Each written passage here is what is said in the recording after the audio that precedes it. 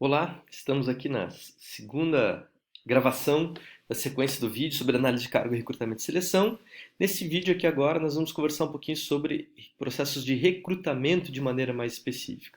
Então a ideia básica é, eu não vou começar esse processo se eu não partir de uma boa análise de cargo. Então, sem ter uma boa análise de cargo, gente, não tem nem o que começar a fazer em termos de processo de recrutamento, muito menos seleção daqui a pouquinho. Então vamos tentar ver qual é a essência, o que principalmente constitui esses processos de recrutamento, né? Lembrando que esse material também, de novo, não é algo inédito criado para este vídeo, mas é um retrato do que está apresentado no livro Análise de Cargo, Recrutamento e Seleção, Manual Prático para Aumento da Eficácia na Contratação de Profissionais. Qual a ideia básica que está em jogo aqui? O que a gente chama de recrutar candidatos para processos seletivos, né? É um processo que visa identificar profissionais no mercado de trabalho que tenham as características, qualificação, experiência, habilidades, tenham condições de apresentar os comportamentos profissionais requeridos, que são necessários para ocupar um certo cargo numa organização e que tenham alta probabilidade de aceitar os termos oferecidos pela empresa, salário, benefícios, recursos, condições de trabalho e por diante. Ou seja, muitas vezes as pessoas se equivocam ao fazer um recrutamento e seleção tentando achar o melhor profissional para aquele cargo. Mas às vezes a empresa oferece um salário para um perfil mais júnior e vem para a seleção pessoas com um perfil mais sênior. As pessoas não vão aceitar a proposta salarial, as condições oferecidas e aí por diante. Então, um bom processo de recrutamento e seleção leva em conta, de recrutamento, né, em específico, leva em conta isso. Quem são as pessoas mais qualificadas diante das condições que nós temos para oferecer para essas pessoas? Tá? Eu preciso levar tudo isso em conta.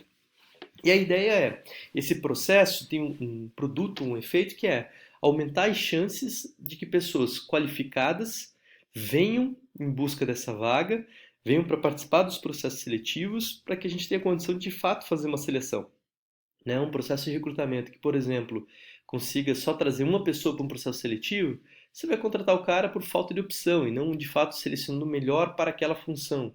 Então, um bom processo de recrutamento traz gente qualificada, não só trazer gente aleatória, mas que gente qualificada que possa agora a gente tentar identificar entre as pessoas que vêm qual seria aquela com maiores condições de poder fazer bem feito com o processo requerido aqui na organização, né?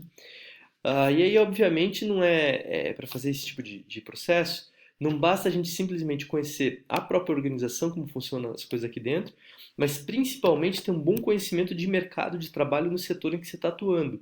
Ou seja, no mundo corporativo, nós temos muitos profissionais que são recrutadores profissionais, ou seja, gente especializada em trabalhar com recrutamento, e esse profissional, tipicamente, mais que conhecer só a realidade da própria empresa, é uma pessoa que entende muito bem cenário. Então, ela acompanha tendências de mercado, o que anda acontecendo no setor, realiza ou está atento às pesquisas salariais, o que as empresas no mesmo segmento estão oferecendo como benefícios, e chega ao ponto de ter profissionais, inclusive, mais próximos do que é conhecido aí como quem trabalha com headhunting, né?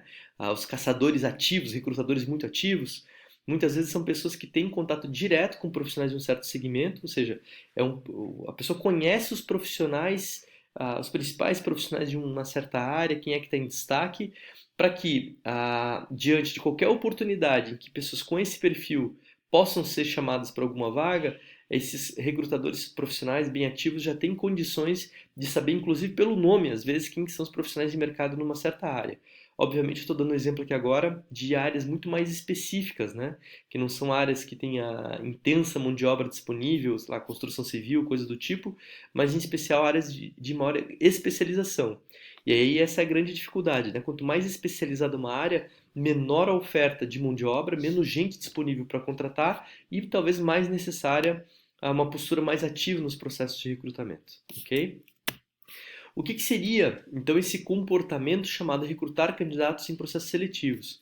É um comportamento profissional que, diante da solicitação para a contratação de alguém, então isso já é condição agora, eu vou abrir um processo de recrutamento quando há uma solicitação para isso, e considerando em especial a análise de cargo feita, as condições que estão sendo oferecidas pela empresa para esse cargo, o cenário atual no mercado de trabalho na região em que a empresa está situada e as condições de tempo e recursos que a empresa tem para fazer recrutamento e seleção, A pessoa identifica se há profissionais qualificados internamente na organização, avalia os benefícios de realizar o recrutamento dentro da própria empresa, no mercado de trabalho ou conduzir as duas coisas simultaneamente, se avalia qual é o cenário atual do mercado de trabalho relacionado ao cargo que está em discussão, decide onde e de que forma divulgar as vagas que estão sendo oferecidas, avaliar e decidir o que divulgar sobre a vaga e sobre a empresa.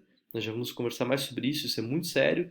Decidir quanto tempo a gente vai ficar trabalhando nessa divulgação, trabalhar na diagramação e elaboração dos materiais para divulgação, efetivamente divulgar a vaga, triar os candidatos que respondem ao processo de recrutamento e avaliar agora se a gente está obtendo candidatos qualificados para fazer seleção e, se não for o caso, propor mudanças e aperfeiçoamentos no processo que estou conduzindo.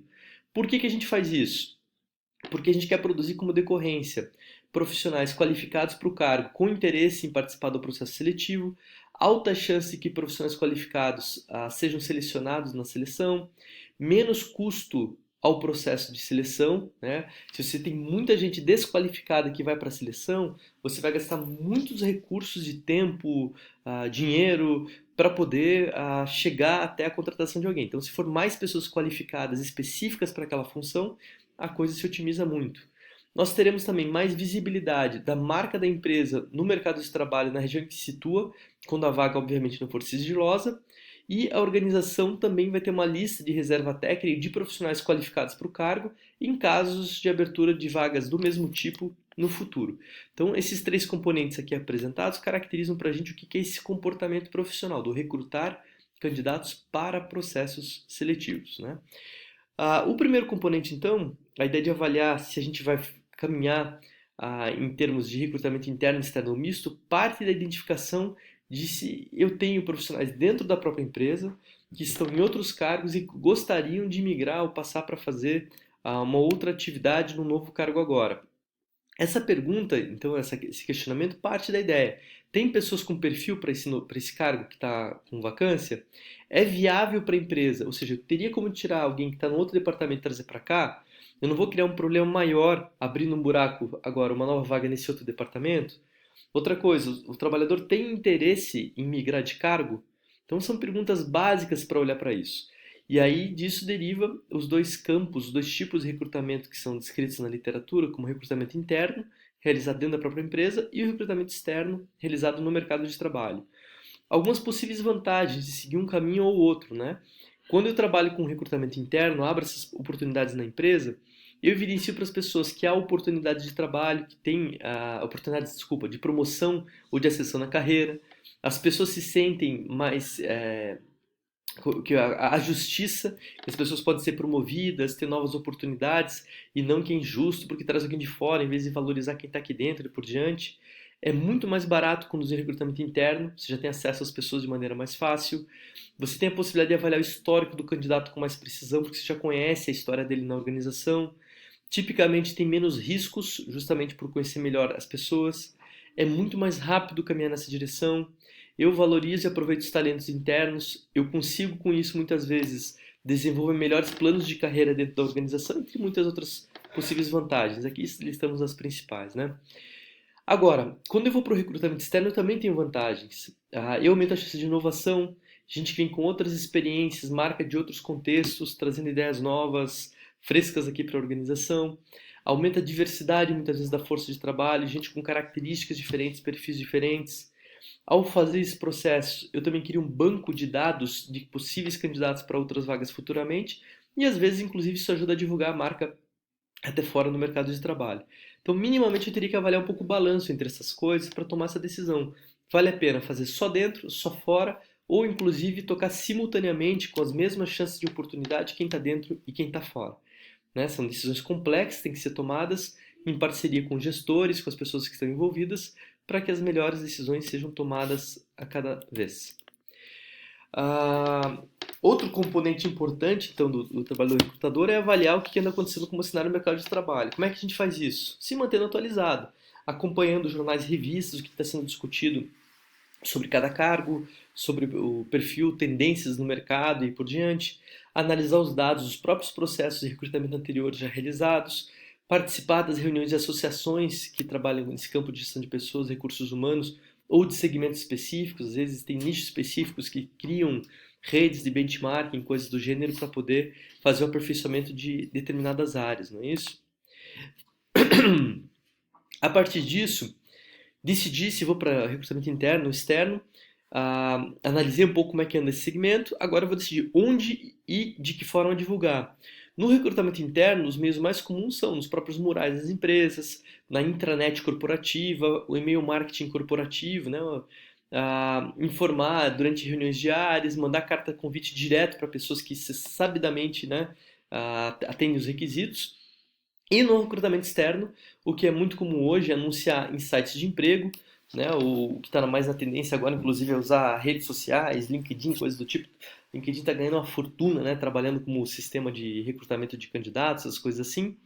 Uma tendência já bastante em desuso, que é divulgar em jornais da região. Em alguns lugares isso ainda é uma estratégia importante, mas os grandes centros urbanos isso caiu muito em desuso.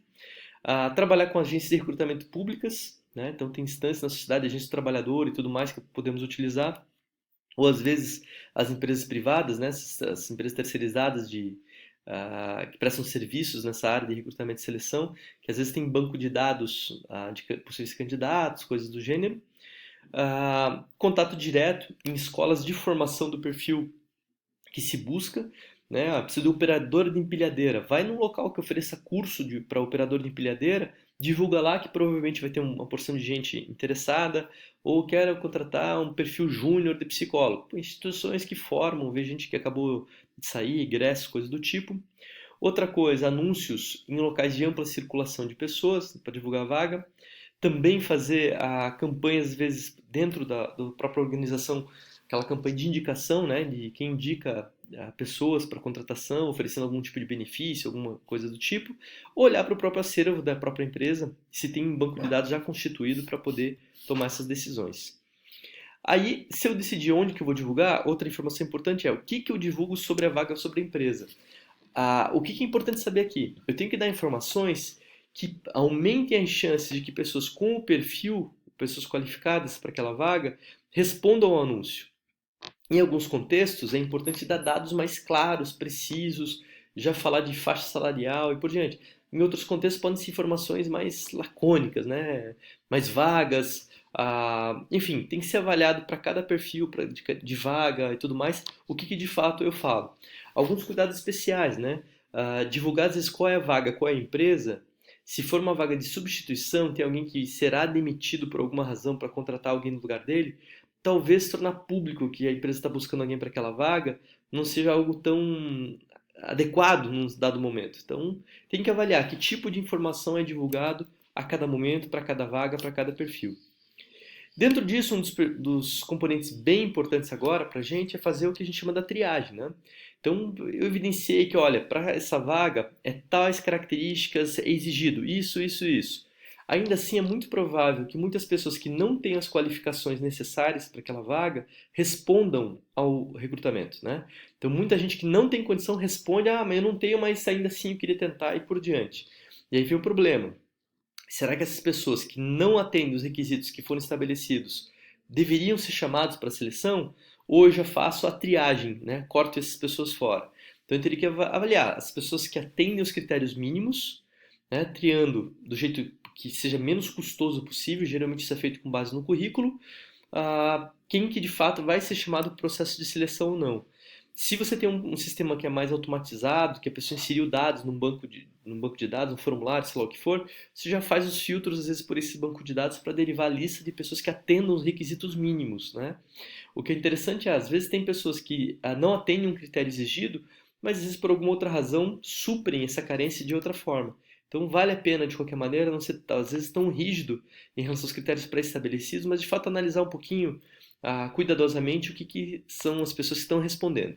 E aí a grande dica é, se você montou um processo de recrutamento e está vindo muitos candidatos que não têm perfil que aderem à vaga, provavelmente é uma falha no processo de divulgação da vaga ou da empresa, né? Então tem que avaliar, será que eu não estou fazendo a divulgação de um jeito que está atraindo muita gente que não é aderente à vaga?